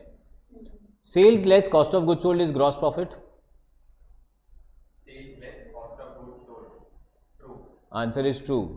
Gross profit is nothing but sales less cost of good sold. Cost of good sold कैसे निकालते हो पता है? Opening stock add purchase add direct expenses minus closing stock. किसी को trading account ऐसे नहीं समझे ना, तो इसको एक लाइन में समझाने का. ट्रेडिंग अकाउंट किसको समझेगा? जो अकाउंट्स करके बैठा है. पर कोई अकाउंट्स नहीं करके बैठा है उसको ग्रॉस प्रॉफिट कैसे समझाओगे? उसको बोलेंगे बेटा सेल्स है, सेल्स, और ये सेल करने का cost, that is known as cost of good sold. समझा. Next one. If the debit side of trading account exceeds its credit side, then the balance is termed as gross profit. False. The provision for bad debts is debited to sundry debtors account. ये छोड़ दो, 11 छोड़ दो, 12 छोड़ दो, 13th भी journal entry है, journal में आप स्ट्रांग होने चाहिए. 14 भी छोड़ दो, 15 भी छोड़ दो. अभी क्लियर विद दैट? ये सब मैं आपको क्वेश्चंस दे रहा हूँ, बट आप खुद अपने आप से प्रैक्टिस करेंगे. और एक बहुत इंपॉर्टेंट चीज़ वहाँ पे, बैड डेट्स का जर्नल एंट्री बोलो. Bad debts account debit to debtor. RDD का जर्नल एंट्री बोलो. RDD account debit to debtor. गलत. बैड डेट्स अकाउंट का जर्नल एंट्री है बैड डेट्स टू डेटर, और आरडीडी का जर्नल एंट्री है PNL to RDD. RDD does not go into the debtors account. Less करते हैं, पर आरडीडी क्रेडिट बैलेंस दिखाता है और डेटर्स हमने डेबिट में लिखा है, इसीलिए हम उसे लेस करते हैं. आराम से समझाता हूँ. Debtors balance sheet asset side पे, और ये तो एक बार एग्जामिनेशन में आ भी चुका है. Debtors 40,000, less sales return 2,000, answer 38,000. Less bad debts 2,000, answer 36,000. Less RDD 2,000, answer 34,000. फिर से एक बार रिपीट करूँ. Debtors less sales return, less bad debts, less RDD. 40 minus 2, 38 minus 2, minus 2. If I want to open debtors account in next year, what will be the opening balance of debtors account? 36. RDD minus करके दिखा रहे हो, पर वो actually debtors account के अंदर गया ही नहीं है. सेल्स रिटर्न का journal entry, debtors to sales return, sorry sales return to debtors. Bad debts का journal entry, bad debts to debtor. RDD का journal entry is not RDD to data, it is PNL to RDD. अब PNL to RDD, RDD कौन सा balance दिखा रहा है? Credit balance दिखा रहा है. एक्चुअली वो लायबिलिटी है, एक्चुअली वो, पर क्योंकि वो डेटर से कनेक्टेड था तो हम उसको असेट पे लेके आते हैं, तो माइनस करते हैं. और लॉजिक समझाता हूं.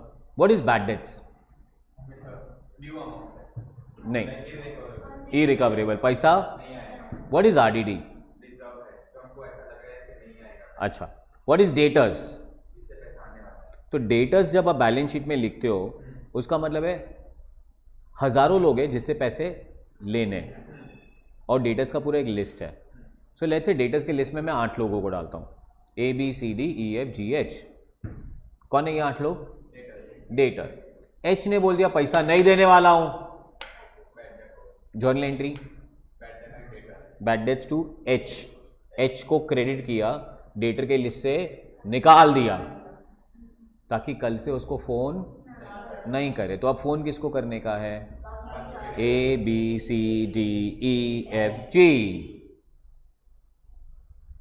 चकास, no doubts. Next one, G को मंडे कॉल किया, पैसा वेडनेसडे आ जा. वेडनेसडे कॉल किया, मंडे आ जा. मंडे कॉल किया, वेडनेसडे आ जा. चल रहा है भाई का. अब अपने को क्या आ रहा है? गुस्सा नहीं. गुस्सा करने का ही नहीं कभी भी लाइफ में. अकाउंटेंट लोगों के लिए गुस्सा बना ही नहीं है, समझा? बिकॉज गुस्सा आएगा बाद में. नेक्स्ट टाइम तेरे को बोलूंगी तेरा बैड डेट्स हो गया तो तू बोलेगी चलो मारने जाते हो उसको. अपने को मारने का नहीं, अपने को एंट्री पास करने का.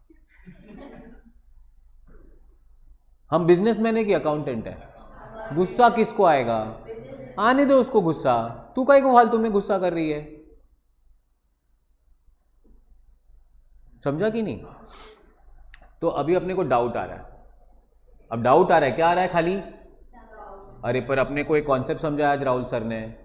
कौन सा? नहीं, कंजर्वेटिज्म. क्या सिखाया उस कॉन्सेप्ट ने? तो पहले से तेरे को डाउट आ रहा है ना, तो तू लॉस मान ले उसको.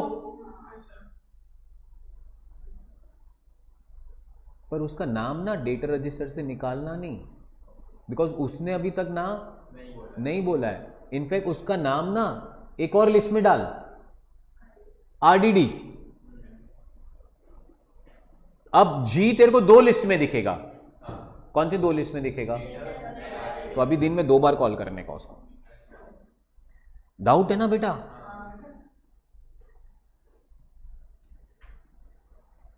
कॉन्सेप्ट समझा? अब मेरे ऑफिस में इंक्वायरी आता है, we sell CA final recorded classes and we sell a subject which is known as SFM very well. India में अपन रैंक नंबर 2 पे. अभी clear with that one. Office वाले फोन उठाते हैं, इंक्वायरी देते हैं, खत्म हो गया सेल, ठीक है. 2-3 दिन बाद अभी तक सेल नहीं हुआ ना, तो ये लोग मेरे को नंबर देते हैं. अभी एग्जैक्टली क्लियर. तो फिर वहां पे वो स्टूडेंट को फोन करके, Rahul sir will talk to you personally. वो बंदा पहले ही खुश. कौन फोन कर रहा है? खुद फोन कर रहे हैं. और बाद में मैं कॉल उठेगा ना, गुस्सा तो कभी भी. मतलब क्या बेटा, क्या हालचाल? कुछ नहीं सर. मतलब चालू नहीं करना है पढ़ाई? नहीं सर सोच रहा हूँ ये. अरे अब भी पढ़ना है, लेट हो जाएगा, ये करना है, वो करना है, वो करना है, ये करना है, बिकॉज सेल तो करना ही चाहिए. सो जब बैड डेट्स हो जाता है, अपने को श्योर है उससे पैसा नहीं आना है. बट जब RDD होता है तो उसका नाम कैंसिल नहीं करना है. और अगर तू एंट्री पास कर लेगा अभी RDD टू G, तो G का नाम कट जाएगा यार. उल्टा तू उसको लॉस रिकॉर्ड कर, PNL account debit to G. Got this? अब G को तूने क्या बनाया?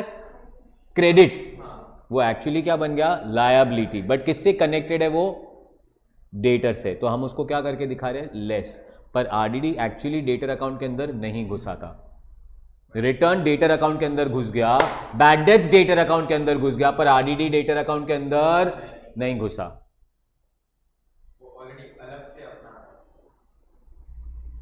And this is very good. I am loving it, because ये सारे डाउट्स मैं ना इंटर फाइनल में क्लियर करता हूं, जिनको उनको भी नहीं पता होता ये सब कुछ.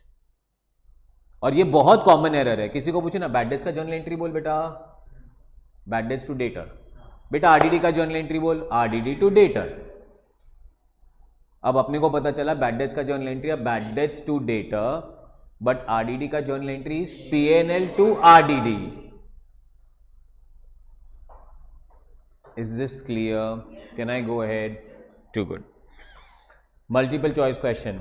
A debit of an account may increase in expense, or decrease in assets, increase in liability, or increase in income.